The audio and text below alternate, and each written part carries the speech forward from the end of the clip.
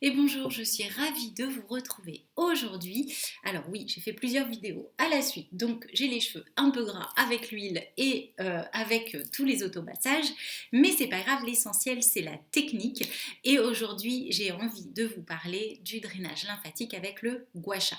Donc vous avez celui-ci qui va être très doux, qui est le plus connu, c'est le gua sha cœur. Et vous avez aussi celui-ci qui est le gua sha remodelant sculptant parce qu'il a une partie avec des petites dents. Vous pouvez le trouver sur mon site l'atelier facialiste ou l'atelier-green.com et vous pourrez l'acquérir. C'est vraiment pour les personnes qui ont déjà une très bonne dextérité au niveau des mains et qui arrivent à se servir déjà du roll-on, des cryospoons, etc. Et aujourd'hui, on a envie d'aller un peu plus loin. Avec le gua sha, donc le drainage, il se fait de la même façon qu'avec le roller, mais il va englober, je trouve, une plus grande partie de surface de peau. On commence toujours par notre fameux drainage lymphatique au niveau ici rétroclaviculaire et les petites portes de nos déchetteries.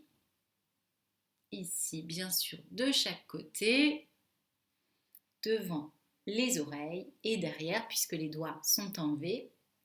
Et on va y aller. Donc je draine et pour cela je suis dans cette position. Je suis environ à 45 degrés et je draine ici de sous l'oreille jusqu'aux clavicules. Jusqu'à 6 passages idéalement, plus si vous en avez envie. Et en dessous. Ici je prends le côté le plus long pour passer sous la mâchoire. Et ainsi je draine au-dessus et en dessous. 6 passages. Et au 6e passage, je récolte toutes les petites toxines. Je peux aussi le faire comme ceci, pardon, je vais mettre dans l'autre sens. Voilà, hop, avec la partie la plus haute et je continue de drainer. Surtout si j'ai de la stase de liquide au niveau du menton, je peux le faire un petit peu plus. Hop, et je draine. La joue, donc je vais rester du même côté, ça sera plus facile.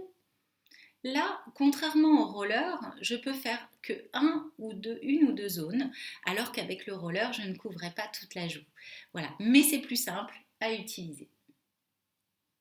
Vous pouvez le faire en le mettant dans l'eau froide ou au frigo pour stimuler. Et sur le dernier passage, n'oubliez pas de bien aller jusqu'au... Donc je vais bien jusqu'ici et je draine jusqu'en bas. Et je continue avec l'œil. Je fais comme des petites vaguelettes sur tout le cerne ici, sur toute la paupière inférieure. Vous voyez, je fais comme ça pour pouvoir faire avancer la lymphe jusqu'au ganglion. J'ai bien sûr au préalable nettoyé mon visage, j'ai appliqué de l'huile et hop, je draine toutes les toxines jusqu'en bas. Je peux faire bien sûr le dessus. Alors, comme j'ai dit, on va rester du même côté.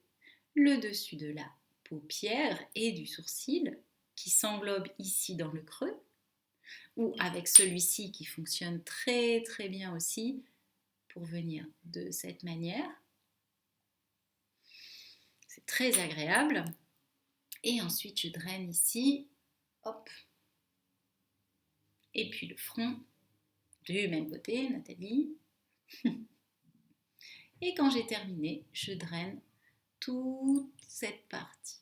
Bien sûr, on peut utiliser le gua sha, pas uniquement pour le drainage, mais aussi pour la tonification. Je vous montrerai bientôt une vidéo. Vous en avez déjà une avec celui-ci dans YouTube, où vous allez pouvoir venir ici beaucoup plus travailler en profondeur. Donc là, on n'est plus à 45 degrés, on est en attaque des rides, et on vient les gommer. On va venir vraiment travailler toutes les petites ridules, même ici au niveau du front.